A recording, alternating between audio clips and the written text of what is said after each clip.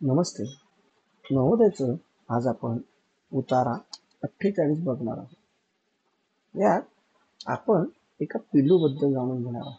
त्या पिल्लूचं नाव आहे सिमी. ते सिमी नावाचं जे पिल्लू आहे ते फार गोड होते.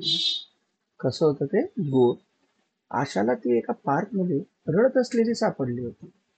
कुणाला सापडली होती? आशाला.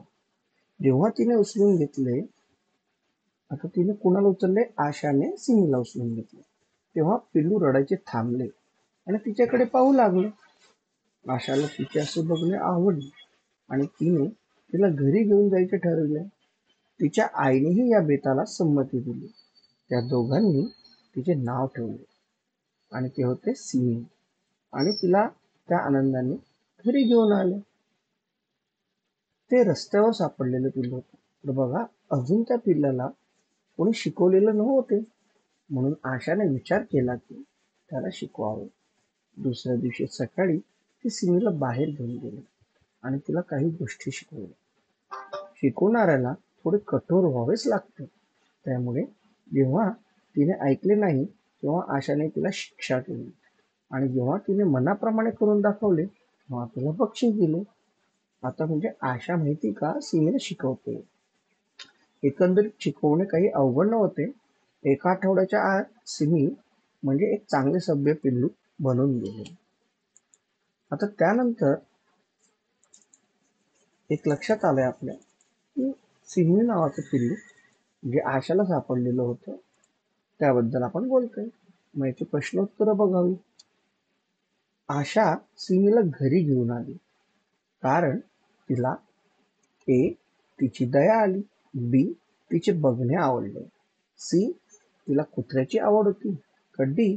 एका पिल्लूची गरज होती. तर आपण जसं उतार्यामध्ये वाचलं की तिचे बघणे सिमीला आवडले होते म्हणून सिमी तिला घरी घेऊन आली. तर ते पर्याय काय आलं? डी. तिने ऐकले नाही. हे बघा, वरचं उतारा हातात पुस्तक घेऊन बसायचं. तिने ऐकले नाही. इथे तिने म्हणजे कोण? आशाने ऐकले नाही की आशाच्या आईने ऐकले नाही की पिल्लाने ऐकले नाही की गोष्ट सांगणारीने ऐकले नाही? तर जेव्हा पहिले ती शिकवत असताना पिल्लूने ऐकले नव्हते म्हणून काय केलं होतं तिने? आशाने शिक्षा दिली होती. म्हणजे याचा पर्याय कोणता येणार? सी, की पिल्लाने ऐकले नाही. बक्षीस, प्रश्न तिसरा. बक्षीस या शब्दाच्या विरुद्धार्थी शब्द कोणता? तर पर्याय आहे प्रोत्साहन, शिक्षा, सी आहे भेट की रागावणे. तर बक्षीस या शब्दाच्या विरुद्धार्थी शब्द असतो शिक्षा देणे. आपले शिक्षक आपल्याला रागवतात ना कधी कधी, तर ते आलं शिक्षा.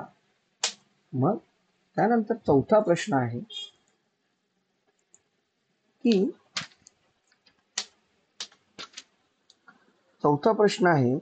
पिल्लाचे नाव सिमी. एक मिनिट थांबा.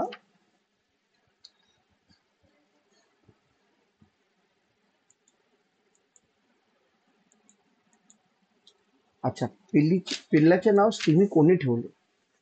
तर आशाने ठेवले, तिच्या आईने ठेवले, आशाने आणि तिच्या आईने ठेवले की आशाच्या मैत्रिणीने ठेवले?